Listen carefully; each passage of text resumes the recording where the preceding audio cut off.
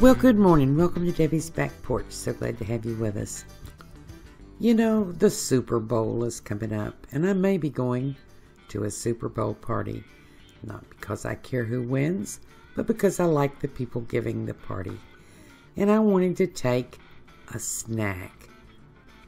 So I decided to whip up some cheese chips. I made Parmesan chips and Cheddar chips. I love these. They're keto. I can eat all I want. And they're cheap. And they're easy to make. Hey, this is a win-win-win-win. Please give us a thumbs up to the video, subscribe, and click the little bell at the top right. And you'll get a notice when I post new videos. Now let's get cooking. You know, this is almost too easy. It takes longer to show it to you than it actually does to do it. It doesn't take long at all. I've grated up some Parmesan here. I've ended up accumulating a lot of Parmesan, so I'm going to use mostly Parmesan. Now that's all that's in this bowl is grated Parmesan cheese. You can't use the stuff in the little green box. It won't work. You can buy freshly grated Parmesan at many grocery stores and delis if you don't want to do all that grating. But, you know, for this, I went ahead and grated it because I needed to use up the Parmesan I had. So this little scoop is 2 tablespoons full.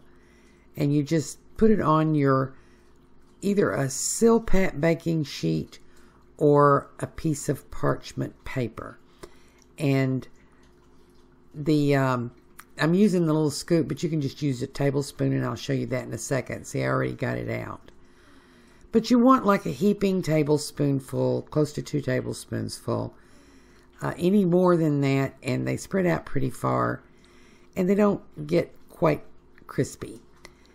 So I'm just making little mounds here, and I'm going to put this whole pan full. I think it makes 14 or 15. They don't spread far when you do it like this, so you only need to leave a little space between them. And even if they touch, they'll just break apart. So, just a little bit about this process. I look at recipes all the time in different books and online sites. Just because I'm interested in reading recipes, you sometimes learn something from them. And I see recipes for Parm Crisp, or Keto Crisp, or Cheese Crisp, or Cheese Chips. And I see the times for them and the temperatures vary widely. And I've tried several different times and temperatures. And with most of them, I mean, some of them only cook for like 4 or 5 minutes at a high heat. And some of them cook a little bit longer at a lower heat. But none of those recipes give me the nice crispy chips that I want. Perhaps my oven is different. I don't know. But what I've worked out that I like the best is preheat your oven to 350. And make sure these are not too thick, but you do want to mound it up just a little bit. And then in my oven, I cook them for 18 minutes. I have tried cooking them for 5. I've tried cooking them for 8. And I tried cooking them for 10. And what I ended up with was rubbery blobs of cheese. And that's not what I want. I want something that crunches in my mouth when I bite it. And to me, that works out to 18 minutes at 350. It would be a little less if I cooked it at 400 or 425, as some recipes have it. But for me, this is what works. And I'll show you the results when I'm done. And so far, everybody has loved them. Now, because ovens vary, you might want to start at 12 minutes. Take them out, let them cool. If they don't crisp up, stick them back in the oven. It won't hurt anything. If you want to start with less than that and just put them in 3 or 4 minute increments until they get the way you like them, that's basically how I settled on 18 minutes. I cooked them for 6 and didn't like it. Cooked them for 6 more and didn't like it. Cooked them for 3 more, and they were just right. So these are going in the oven. I'll be right back. So this is what I have. Don't touch them yet. I'm going to let them cool off just a little bit. Right now they're very, not liquidy, but soft.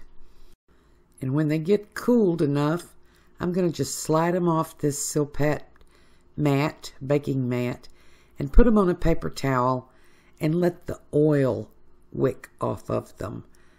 They're going to be covered in oil. It's amazing how much fat there is in Parmesan cheese.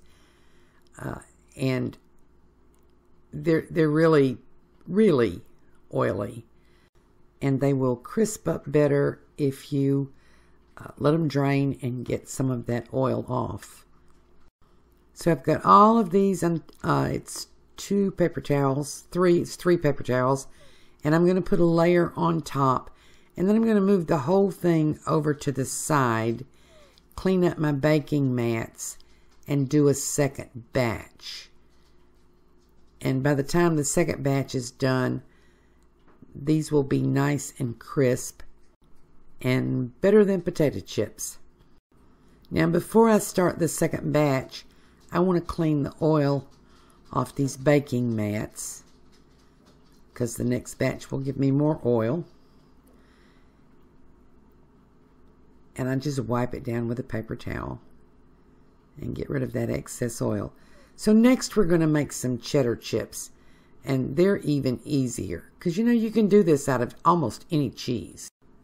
Probably any cheese. I don't know of any that you couldn't, but there may be one, so I'm going to say almost. So I have here just a little block of cheese that I got. It's not expensive cheese. It's sharp cheddar, because sharp cheddar is my favorite cheese. But you could do this with Gruyere. You could do it with Romano. You could do it with Jack.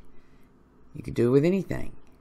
I may do some white cheddar next. There's that mild queso blanco. Oh, I love that. So I'm just slicing them pretty thin. And yes, you can use pre-sliced cheese if you want to do that. You can really use just about any cheese. The only thing that I know that you can't use is the Parmesan in the little box. It just doesn't melt properly. And that's the properties of melting is what makes these so wonderful and crisp. So that was the only thing I would say. Don't try it with the boxed Parmesan. So I'm just going to spread these out. And you see the size that I've cut them. You just don't want to get them too big because they spread out too much. But I mean, if you want a great big one, you could make a great big one. I have seen people use a whole slice of cheese, and then when it first comes out, drape it over something like, I don't know, a spaghetti rack, and make taco shells. And so then you just have cheese taco shells. Don't be afraid to get creative with this either. You can add any kind of dry spices you want, Italian seasoning and garlic, minced dried onions and garlic, cayenne pepper, sesame seeds, whatever you like. I'm going to cook these. I'll be right back. So these are all done. I let them cool, drain and cool. And look at that. That's a chip. Listen.